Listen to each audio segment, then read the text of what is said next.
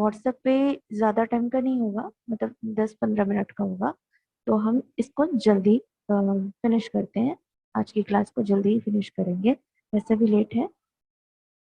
शब्द विचार चैप्टर 5, शब्द विचार ग्रामर का। इसमें क्या है, शब्द विचार मतलब मॉर्फोलॉजी।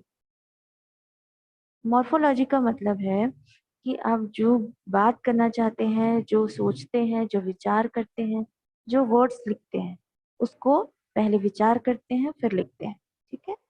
शब्द, शब्द क्या होते हैं?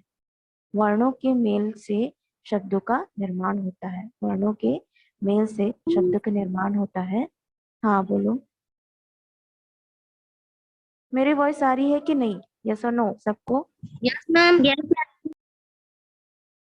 मैम। सबको आ रही है? किसी को नेटवर्क इशू तो नहीं है? No ma'am. नेटवर्क इशू होगा, नेटवर्क इशू होगा तो आप पहले यहाँ से लेफ्ट हो जाना फिर वापस आ जाना। Okay ma'am.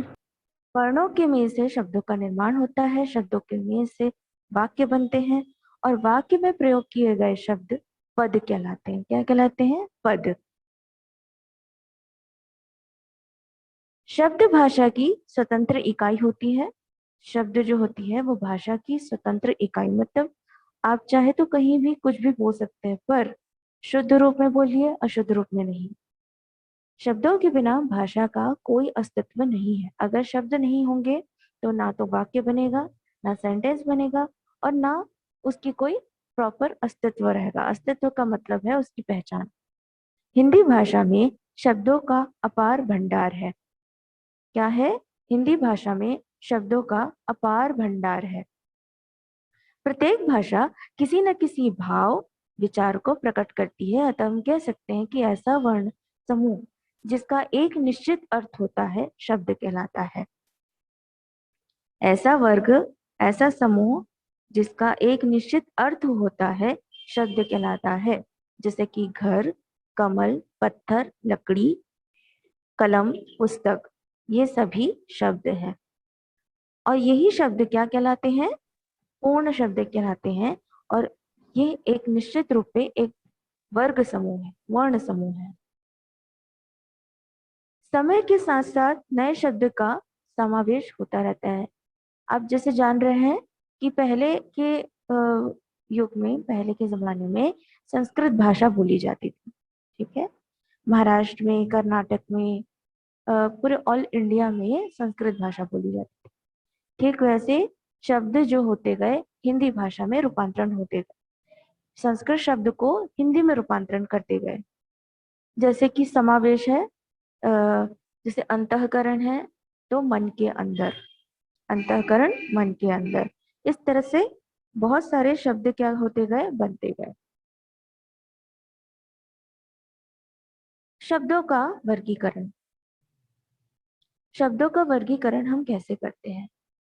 स्रोत और उत्पत्ति के आधार पर। स्रोत जहां से मिलता है उसे स्रोत कहते हैं। क्लासिफिकेशन बेस्ड ऑन ओरिजिन और सोर्स, कहाँ से वो आया है, कहाँ से डिस्कवर्ड हुआ है। जैसे कि अगर हम छत्तीसगढ़ को बोलते हैं तो छत्तीसगढ़ में बहुत सारे शब्द हैं जो हिंदी से मेल खाते हैं, है ना। और हिंदी से मेल खाने वाले उन शब्दों को आप छत्तीसगढ़ में बिल्कुल अलग प्रकार से बोलेंगे, अलग टोन से बोलेंगे। तो छत्तीसगढ़ में पैदा हुई जो शब्द है वो छत्तीसगढ़ ही बोलते हैं, उसको कहीं और यूज नहीं कर सकते। पर हिंदी हमारी राष्ट्रभाषा है, इसलिए हम हर जगह प्रयोग कर सकते हैं, और कई बार तो बोलियों में भी हिंदी भाषा का प्रयोग किया जाता है। अर्थ के आधार पर, जैसे कि उसका अर्थ है। अब मैं कहूंगी स्कूल, मैं कहूंगी ब्लैक बोर्ड या श्याम पट। हिंदी में श्याम पट बोलते हैं ब्लैक बोर्ड को। ठीक है। तो श्याम पट इसलिए क्योंकि श्याम उसका कलर जो है, उसका जो रंग है श्याम की तरह। श्याम मतलब काला, और पट मतलब लिखने वाली चीज, लिखने की चीज। तो अर्थ जो होते हैं वो उन चीजों से बनते हैं जो हम अर्थ निकालते हैं प्रयोग के आधार पर। कहाँ किस शब्द का प्रयोग करना है, कहाँ किस शब्द का प्रयोग करना है, ये भी देखा जाता है रचना के आधार पर। अगर आप जैसे आप कहीं घूमने चले गए और वहां पर बैठकर आपने देखा फूल, पेड़, पत्ते, तालाब, नदियां, जो भी आपको दिख रहे हैं उनकी रचना कर देंगे आप, क्योंकि अलग जगह की अलग रचनाएं होती हैं। तो रचना के आधार पर, व्याकरणिक प्रकार्य के आधार पर, अब सभी को लेकर हम कहें कहाँ से पैदा हुआ, कहाँ से अर्थ बना, कहाँ से प्रयोग हुआ, कहाँ से रचना हुई, तो इन सभी का महत्व तभी होगा जब हम उसको व्याकरण के आधार पर जब हम उसको व्याकरण के आधार पर यूज करेंगे, प्रयोग करेंगे। अगर हम व्याकरण पढ़ते हैं तो क्यों पढ़ते हैं? जैसे हम किसी लड़की को ये नहीं बोल सकता है तू जाता है क्या, नहीं बोल सकते। किसी लड़के को ये नहीं बोल सकते कि तू जाती है क्या। क्यों? व्याकरण के आधार पर लिंग और वचन अलग अलग होते हैं। मैं बहुत सारा खाता हूँ, ऐसा नहीं बोल सकते मैं बहुत सारा खाता हूँ। हाँ, मैं बहुत खाता हूँ, ये कह सकते हैं, सारा नहीं बोल सकते वहां। अब जैसे दुबई की भाषा है, हम जाती, हम आती, ये उनका हिंदी रूपांतरण है। पर हिंदी में हम जाता ऐसे नहीं कह सकते, हम जाते हैं। ठीक है। तो व्याकरणिक आधार पर, व्याकरण के बेस पर, उस बेस पर हम शब्दों को कैसे प्रयोग करते हैं, ये शब्द विचार तय करते हैं। मॉर्फोलॉजी। अंडरस्टूड? सबको समझ Yes, में ma'am. आया यहाँ तक? Yes, yes ma'am. Ma'am. Yes, ma'am. Yes, ma'am. Yes, ma'am. Yes, ma'am. Yes, ma'am. Okay. स्रोत और उत्पत्ति के आधार पर अब हम फर्स्ट देखते हैं कि कैसे वहां से निकला, कौन सा शब्द कहाँ से निकला, कहाँ से डिस्कवर्ड हुआ, कहाँ से बना, कहाँ से उसकी उत्पत्ति हुई, कहाँ से वो ऑरिजिन था। जैसे छत्तीसगढ़ में कितने सारे शब्द की उत्पत्ति हुई है। बस्तर का शब्द अलग है, सरगुजा की भाषा अलग है, गोंडी भाषा अलग है, हल्बी भाषा अलग है। मतलब छत्तीसगढ़ में भी कितनी सारी बोलियां हैं, कितनी सारी चीजें हैं जो हम अलग अलग प्रकार से बोलते हैं। अगर हम बस्तर चले जाएं और बस्तर की भाषा को देखें तो वो छत्तीसगढ़ी से बिल्कुल ही अलग है, वो मिक्स्ड कहना चाहिए। तो स्रोत क्या होता है? वहां से निकलने वाली भाषा, वहां से निकलने वाले शब्द। कैसे? स्रोत शब्द का अर्थ है मूल अथवा उद्गम स्थान। कोई शब्द हमारी भाषा में कहाँ से आया अथवा उसका उद्गम स्थान क्या है, कभी कभी शब्द का मूल रूप परिवर्तित हो जाता है। कैसे? और वहीं से वो प्रचलित हो जाता है। कभी दो भिन्न भाषाओं के शब्द के मेल से कोई नया शब्द बन जाता है। और हिंदी भाषा में प्रयुक्त होने वाले सारे शब्द स्रोत के आधार पर 5 वर्गों में बांटे गए हैं। 5 टाइप्स होते हैं स्रोत के आधार पर। कौन कौन से? तत्सम, तद्भव, देशज, विदेशी, संकर। कौन कौन से? मैम ओरल तत्स टेस्ट कब होगा? यही तो बात है ना बच्चों, आपको तो पढ़ना लिखने से कोई मतलब नहीं है। पढ़ा रही हूँ, उसको समझना नहीं है, टेस्ट के बारे में पूछ रहे हैं। मैंने क्या बोला था? 15-10 मिनट से ज्यादा नहीं पढ़ाऊंगी, उसके बाद टेस्ट लूंगी। Yes, ma'am.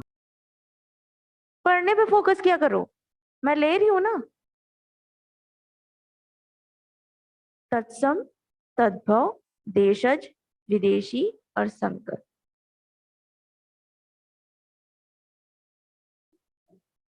10 मिनट और फिर क्लास लूंगी, ओरल टेस्ट।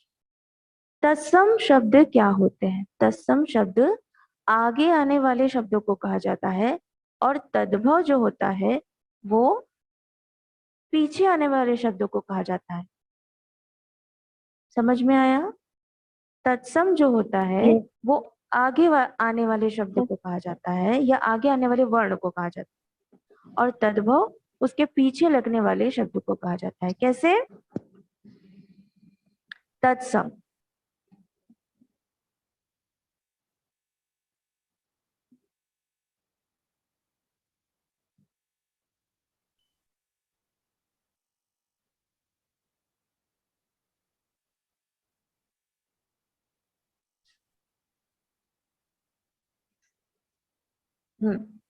तत्सम क्या शब्द होते हैं तत्सम? तत् धन सम। संधि विच्छेद करेंगे इसका, तत् धन सम, तत्सम। यहाँ पर क्या हुआ है? म्यूट हो जा बेटा। यहाँ पर क्या प्रयोग हो रहा है? तत्सम। मतलब अगर हम उसका संधि विच्छेद करते हैं तो यहाँ पर जो त है वो द्वितीयक रूप में है। बोलो और बोलकर फोटो सही है। तो आपके पास बुक नहीं है? No ma'am. अभी ठीक दिखी? Yes ma'am. Yes ma'am. तत्सम अर्थात उसके समान। किसके समान? उसके समान। संस्कृत भाषा के जिन शब्दों का बिना किसी परिवर्तन के हिंदी में प्रयोग किया जाता है, संस्कृत भाषा, फोकस कीजिए, संस्कृत भाषा के जिन शब्दों का बिना किसी परिवर्तन के हिंदी में प्रयोग किया जाता है उसे तत्सम कहा जाता है। कैसे?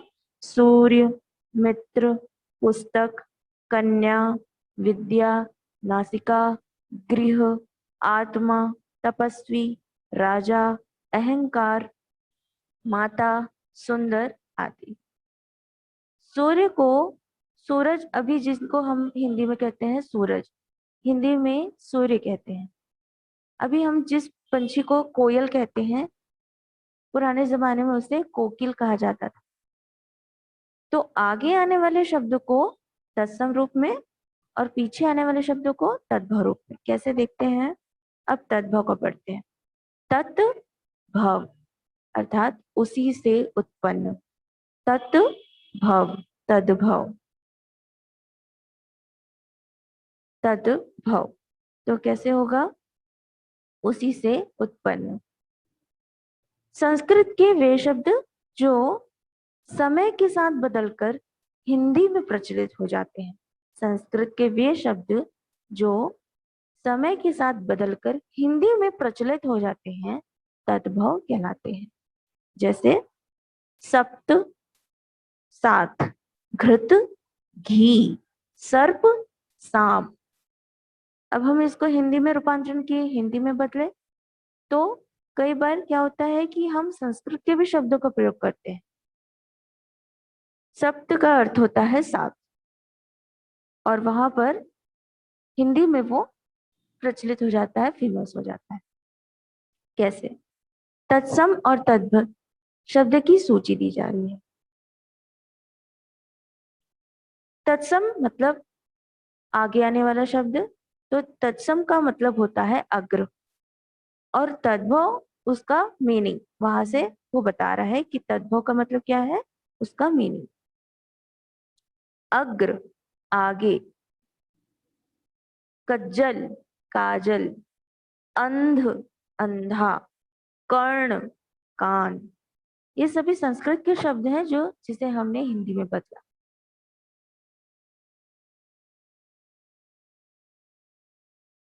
तत्सम शब्द ओष्ठ, ऊंट, उष्ठ, ऊंट, अंधकार अंधेरा, घोटक घोड़ा, काक कौवा। तो ये सभी संस्कृत के शब्द हैं जिसको हिंदी में परिवर्तित किया गया। अब आता है देशज। तत्सम हो गया, तद्भव हो गया, देशज। देशज का मतलब क्या होता है? देश में उत्पन्न, देश में उत्पन्न। इन शब्दों का स्रोत संस्कृत अथवा कोई विदेशी भाषा नहीं है, अपितु इन शब्दों का जन्म और विकास साधारणतः जन समाज में होता है, जैसे झाड़ू, पगड़ी, डिबिया, झुग्गी, खिड़की, लोटा, झोला, खड़ाऊ, टांग, फावड़ा। बहुत सारे ऐसे शब्द हैं जो उस जगह पर, प्लेस पर सडन मतलब किसी के मुंह से निकल जाने वाले शब्द थे। जैसे आज नए नए शब्द हम कहते हैं, है ना? कई शब्द तो हम बनाते हैं। जैसे इंग्लिश का एक वर्ड है, आप लोग को मालूम होगा, लॉल। LOL। कहने के लिए इसको इंग्लिश में लॉट्स ऑफ लव कहते हैं। कुछ लोग लॉट्स ऑफ लव कहते हैं, लेकिन इसको हमने शॉर्ट कर दिया और एक नया वर्ड बन गया लॉल। एक और वर्ड है चिलेक्स, जिसका संधि विच्छेद करोगे तो एक चिल होता है और एक रिलैक्स होता है, तो वो कैसे बन गया चिलेक्स। तो इस तरह उस जगह पर आप नया इन्वेंट करोगे, नया डिस्कवर करोगे किसी भी वर्ड को, तो वो उस जगह का देशज होता है, उस शब्द को स्रोत बनाने वाला वो देश होता है। विदेशी शब्द। हिंदी पर अनेक भाषाओं का प्रभाव है। हिंदी में अंग्रेजी, फारसी, अरबी, चीनी, पुर्तगाली, फ्रांसीसी आदि भाषाओं के शब्द को प्रचलित हो चुके हैं, वे विदेशी शब्द कहे जाते हैं। अंग्रेजी शब्द क्या होगा? Doctor, school, college, court, radio station, fees, football, nurse, cricket, tube, ticket, machine, telephone, ration, cleaner. तो ये सब क्या है? शब्द है। ठीक है, अच्छा चलिए अब एंड करते जाइए मीटिंग और वहां पर मिलिए। Okay ma'am. Okay ma'am.